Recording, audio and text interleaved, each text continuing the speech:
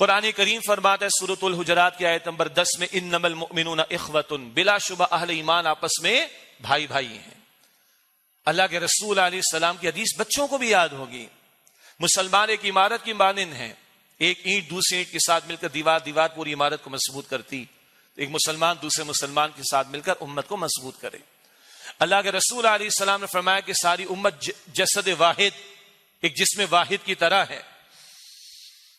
اگر جسم کے ایک حصے میں تکلیف ہو، مثلا آنکھ میں، تو سارا جسم اس درد کو تکلیف کو محسوس کرتا ہے، تو امت کے ایک حصے کی تکلیف کو پوری امت کو محسوس کرنا چاہیے۔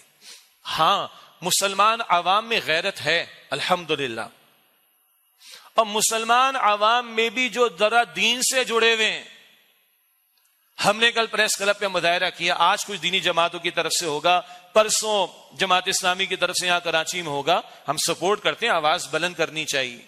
مسلمان عوام میں تو وہ غیرت ہے، وہ ذرا مسجد سے دین سے جڑے ہوئے ہیں۔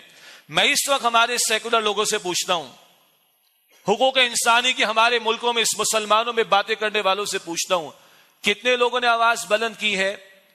جو کتے اور بلیوں کے لیے آواز بلند کرتے ہیں، جو عورتوں کے حقوق کی بات کرتے ہیں اور ہیومن رائٹس کی بات کرتے ہیں، ان سیکولر طبقات سے میرا سوال ہے، کھڑے ہو کر بات کی ہے انہوں نے؟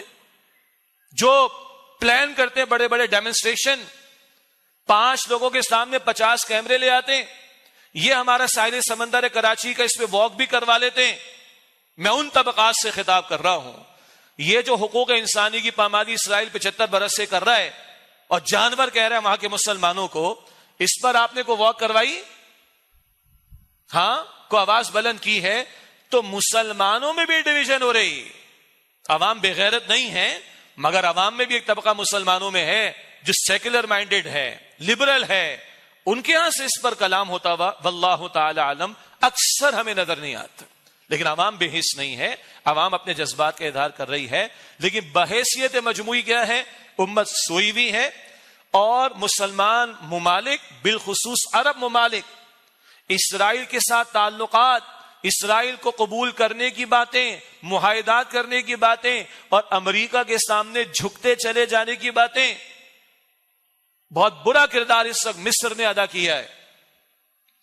ایک سرحد لگتی ہے غزہ کے ساتھ مصر کی، بند کر رکھی ہے انہوں نے کہ وہاں سے کچھ مسلمان ادھر آ جائیں تو جاں بخشی کا معاملہ ہو جائے، کوئی سہولت کا معاملہ ہو جائے، نہیں، بند کی ہوئی ہے انہوں نے۔ اور ایک رائے یہ پیش کی گئی واللہ عالم کہ اسرائیل کے ساتھ بڑے مراسم ہیں۔ ہاں اخوان المسلمین کے صدر مرسی تھے رحمت اللہ علیہ، ان کا دور تھا جب غزہ کے لیے یہ پٹی کھولی، یہ سڑک کھولی گئی تھی مصر کی، ورنہ باقی تو امریکہ کے سامنے جھکے ہوئے، اس وقت کی جو حکومت ہے واقعی جھکی ہوئی، بند کیا ہوا مصر نے اپنی سرحد کو مسلمانوں نے فلسطین کے لیے، غزہ کے لیے۔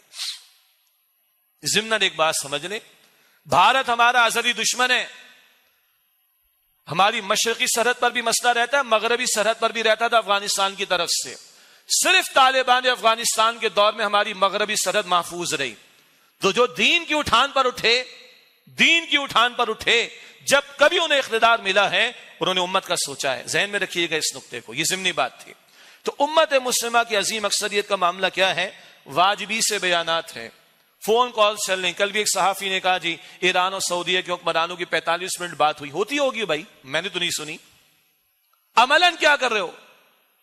صرف 2 بیانات، ایران کے صدر کا ایک ذرا کوئی بیان اچھا آیا تھا، یا طالبان افغانستان کا بیان آیا، حالانکہ مشکلات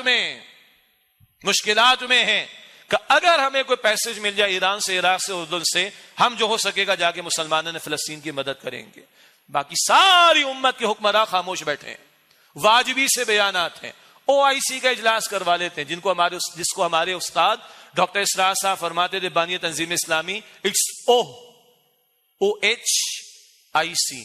اچھا یہ ہو گیا ہے، ہم اجلاس کر لیتے ہیں۔ یہ سب رسمی کارروائیاں ہیں۔ یہ ہے امت مسلمہ کی عظیم اکثریت حکمرانوں کی، بچھے ہوئے ہیں، جھکے ہوئے ہیں، اور ہمیں بھی لالی پاپ دیا جا رہا ہے بڑے خوبصورت ناموں پر۔ جی اتنے کروڑوں ڈالر ہمیں سعودیہ سے مل جائیں گے، اتنے کروڑوں ڈالر ہمیں UAE سے مل جائیں گے، سرمایہ کاری آئے گی۔ یہ سرمایہ کاری کس کاسٹ پر آنی؟ شنید ہے واللہ عالم۔ کہا جا رہا ہے اللہ نوز دی بیسٹ کہ اسرائیل کو قبول کر لو، ڈالر بھی ملیں گے، آئی ٹی میں بھی تمہیں ملے گا, زراعت میں بھی تمہیں سرمایہ کاری, بہت کچھ ملے گا. شوگر کوٹڈ آگے پریزنٹیشن ہے اور پیچھے تقاضا یہ ہو رہا ہے عرب ممالک کے ذریعے تم بھی اسرائیل کو قبول کر لو. پاکستان کی بات ابھی آگے الگ سے آ رہی ہے.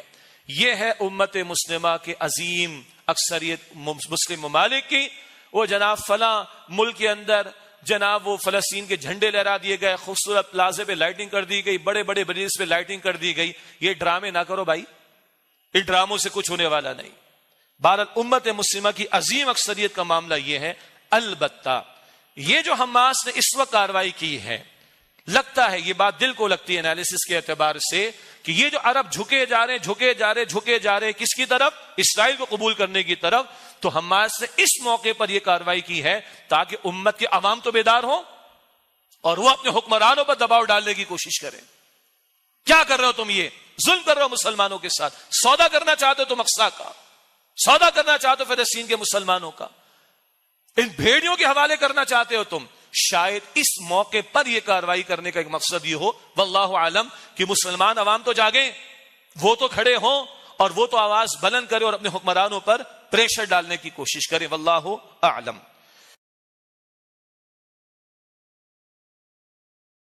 قرآن کریم فرماتا ہے سورۃ الحجرات کی آیت نمبر 10 میں, انما المؤمنون اخوۃ, بلا شبہ اہل ایمان آپس میں بھائی بھائی ہیں.